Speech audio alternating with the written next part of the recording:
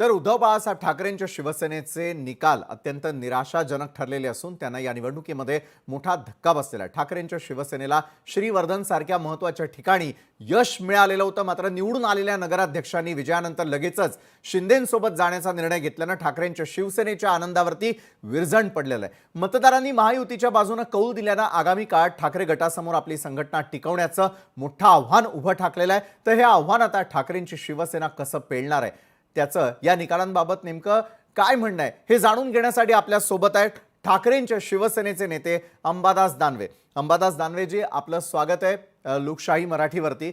अंबादास दानवेजी, खरं तर बराच वेळ प्रतीक्षा करावी लागली आपण एकमेकांबरोबर संवाद साधण्यासाठी आणि शिवसेना काय करणार हे जाणून घेण्यासाठी, कारण अगदी काही क्षणांपूर्वी मुख्यमंत्र्यांची पार पडलेली पत्रकार परिषद। मात्र मुख्यमंत्र्यांनी एक महत्त्वाचा मुद्दा मांडलेला आहे की महायुतीला 75% जागांवरती यश मिळवण्यात आलेलं आहे आणि विरोधकांनी हव्या तितक्या सिरियसनेसनं या निवडणुका लढल्या नसल्याचा आरोप ते करताना दिसतात। अंबादास दानवेजी, या स्थानिक स्वराज्य संस्थांच्या निवडणुकांचं ॲनालिसिस तुमच्या नजरेतून आम्हाला पाहायचं आहे।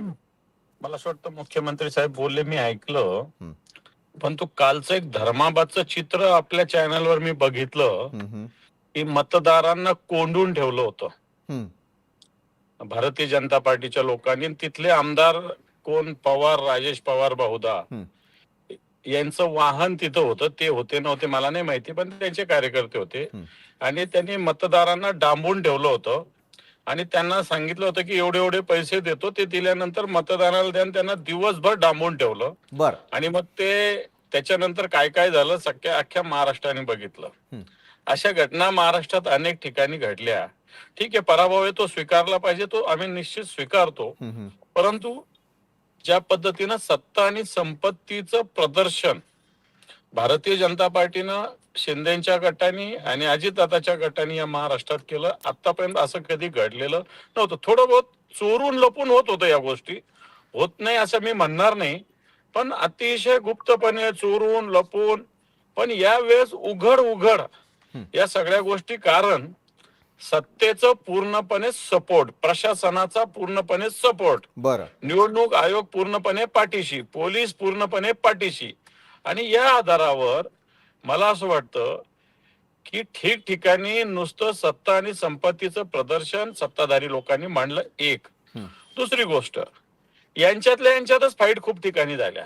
बरं, हे जरी आता महायुती 75% 45% स्ट्राईक रेट या गोष्टी बोलत असतील, परंतु यांची स्पर्धा खूप ठिकाणी झाली। शिंदे गट असेल, भाजप असेल, अजितदादाचा गट असेल, आपल्याला चांगलं आठवत असेल अजितदादाच्या गटाच्या नगराध्यक्षाला बरोबर, फॉर्म भरू नाही दिला गेला। मोहोळ तालुक्यामध्ये कोणती तरी अनगर नगरपालिका, आमच्या संभाजीनगरात शिंदे गटाचा उमेदवार, त्याचे लोक प्रचार करतात फुलंब्री सारख्या ठिकाणी, आणि त्यांनीच विड्रॉ करायला लावलं भारतीय जनता पार्टीनं।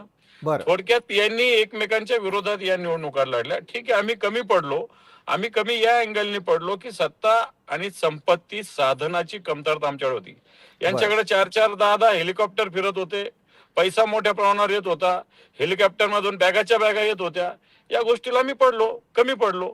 तरी आमचे शिवसैनिक लढले, भले 8 जागा आल्या असतील, नगरसेवकांची संख्या 350-400 झालेली असेल, परंतु याच्याही पुढे जाऊन बऱ्याच ठिकाणी स्थानिक आघाड्या या नगरपालिकेत मोठ्या प्रमाणावर असतात।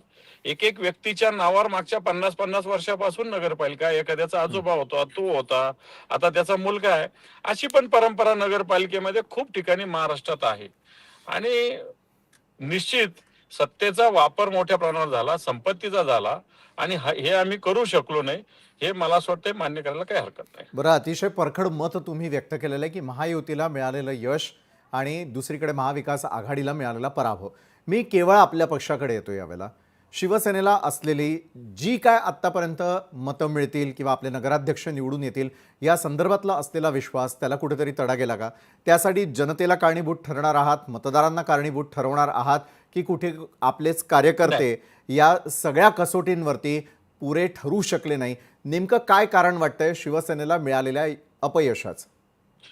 हे मी मतदारांना दोष देणार नाही, शिवसैनिकाला उलट शिवसैनिक लढले हे मान्य केलं पाहिजे। लढाई, आता देवेंद्रजी बोले लढणं महत्वाचं आहे, ते लढलो आम्ही। पराभव झाला असेल, परंतु आम्ही लढलो, गावोगाव शिवसैनिक लढला, पराभव जरी झाला असला तरी चिंता करण्याची गरज नाही. अशा पराभवातूनच पुढचा विजय होत असतो. हा. अपयश ही यशाची पहिली पायरी असते. शिवसैनिक जिद्दी आहे, कर्मठपणे काम करतो. त्या निवडणुकीत हरलं म्हणून काय आम्ही गुपचूप बसणाऱ्यापैकी नाही. परंतु सामान्य शिवसैनिक साधनाच्या अभावी, बरं, साधनाची कमतरता असताना लढला, एवढं मी तुम्हाला सांगेन. बरोबर आहे. साधनांची कमतरता असं आपण म्हणताय. बरं, जे काय झालं ते तर महाराष्ट्रातल्या जनतेसमोर यावेळेला निकालांच्या माध्यमातून समोर आहे. सगळ्यांना उत्सुकता लागू नये ती आता पुढच्या काळातल्या महापालिका निवडणुकांसंदर्भातली. तुमचं काही ठरलेलं आहे का? दुसरीकडे महापालिका निवडणुकांमध्ये कशा प्रकारचं चित्र असू शकतं, त्याची शिवसेनेची रणनीती काय आहे? एकत्रपणे लढणार आहात, वेगवेगळे लढणार आहात, किंवा युतीची घोषणा कधीपर्यंत? अशा अनेक प्रश्नांची उत्तरं महाराष्ट्र यावेळेला तुम्हाला पाहतोय अंबादास दानवेजी, तुमच्याकडनं आम्हाला अपेक्षित आहे. हे पहा, महानगरपालिका निवडणुका आणि नगरपालिका निवडणुका याच्यामध्ये जमीन आसमानाचा फरक आहे. हां. समजा आता मुंबईला बघितलं तर मुंबईला एक वॉर्ड 50-50 हजार मतदारांचा आहे. इथं नगरपालिका 15,000, 25,000, 17,000, 27,000, 30,000, एखादी नगरपालिका 50,000च्या वर, एखादी नाहीच आहे तशी, असेल एखादी, परंतु बरं. जनरली 5-25 हजार मतदाराचं हे मतदान असतं आणि त्याच्या मतावर पूर्ण महाराष्ट्राचं गणित मांडता येऊ शकत नाही, हे तितकंच सत्य आहे. बरं. मुंबईमध्ये सारख्या संभाजीनगर असेल, पुणे असेल, ठाणे असेल, इथले एक एक प्रभाग 50-50, 60-60, 70-70, 75-75 हजार मतदाराचे आहे. त्यामुळं जेवढा वॉस्ट मतदारसंघ तेवढं संघटन हा विषय महत्वाचा असतो. बरोबर आहे. शिवसेनेचं संघटन याच्यामध्ये निश्चित आहे. भले साधनाची कमतरता असेल, पण संघटनात्मक ताकदीच्या बळावर या ज्या निवडणुका असतील, मुंबई असतील, ठाणे असेल, पुणे असेल, नाशिक असेल, संभाजीनगर असेल, याच्या खालच्या जेवढ्या असतील, या सगळ्या ठिकाणी मला वाटतं शिवसेनेने पूर्णपणे तयारी केलेली आहे. शिवसेना ताकदीनं लढेल. बरोबर आहे. शिवसेना ताकदीनं लढेल. आताच मगाशी आपण हेडलाईन देखील लोकशाही मराठीवरती ऐकलेली असेल की अनिल परब यांनी सांगितलेलं आहे की लवकरच मनसे आणि सेना एकत्रपणे लढण्यासंदर्भातल्या युतीची घोषणा होणार आहे. ही घोषणा कधीपर्यंत सर्वसामान्यांना वाट पाहावी लागणार आहे, मतदारांना वाट पाहावी लागणार आहे, शिवसैनिकांना वाट पाहावी लागणार आहे? पण लवकरच शब्द अनिल परब साहेबांनी वापरलेला आहे. अनिल परब साहेब मुंबईच्या प्रोसेसमध्ये आहे, मी इकडेच्या प्रोसेसमध्ये आहे. परंतु ओव्हरऑल आमचा जो संपर्क आहे त्या हिशोबाने 1-2 दिवसामध्ये या सगळ्या गोष्टी होतील, अशा पद्धतीनं स्थिती आहे. बरं, तुमच्या शिवसेनेला खरं तर श्रीवर्धन सारख्या महत्त्वाच्या ठिकाणी यश मिळालेलं होतं. मात्र निवडून आलेल्या नगराध्यक्षांनी विजयानंतर लगेचच शिंदेंसोबत जाण्याचा निर्णय घेतलाय.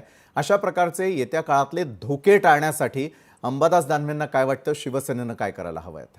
असं करता येणार नाही. याच्यामध्ये अँटी डिफेक्शन लॉ आहे. बरं. असं कोणी बोललं असेल किंवा अफवा केली असेल तर असं काही होणार नाही. नगरसेवक असतात, पक्ष असतो, पक्षाचा एबी फॉर्म असतो, त्याचे नियम असतात. त्यामुळे असं कोणी म्हटलं असेल तरी असं काही कोणाला करता येणार नाही. ठीक आहे, अफवा लोक कोणाच्या म्हणत असतात की शिवसेनेचे एवढे खासदार जाणार, शिवसेनेचे एवढे आमदार जाणार, निवडून आलेले नगराध्यक्ष जाणार, अशा अफवा होत असतात. पण मला असं वाटतं असं काही होईल असं मला वाटत नाही. मग असं व्हायचं असेल तर तुम्ही हे असं का करताय फोडाफोडी, हा एक प्रश्न आहे ना. तुमचं निवडून आणा ना, तुम्ही तुमचं लढा, निवडून या, तुमचे समाधानी राहा, आम्ही आमचे निवडून येतो. आणि मग आता आमचेच कार्यकर्ते फोडायला लागतात, याचाच अर्थ आमची ताकद आहे तुम्ही कबूल करता ना. याचाच अर्थ तुम्ही हे कबूल करताय. ठिकठिकाणी बघतोय की उद्धव साहेबांचा हा शिवसैनिक गेला, तो म्हणजे तुम्हाला आमच्या शिवसैनिकाची गरज का पडती? याचाच अर्थ आमच्या शिवसैनिकाची शक्ती आहे, आमच्या शिवसैनिकाची ताकद आहे. बरं, शिवसैनिकांमध्ये ताकद आहे, त्यामुळे आपलेच जे निवडून आलेले उमेदवार आहेत ते आयात करण्याची वेळ इतरांवरती आलेली असा आपण टोला यावेळेला लगावताना दिसतंय.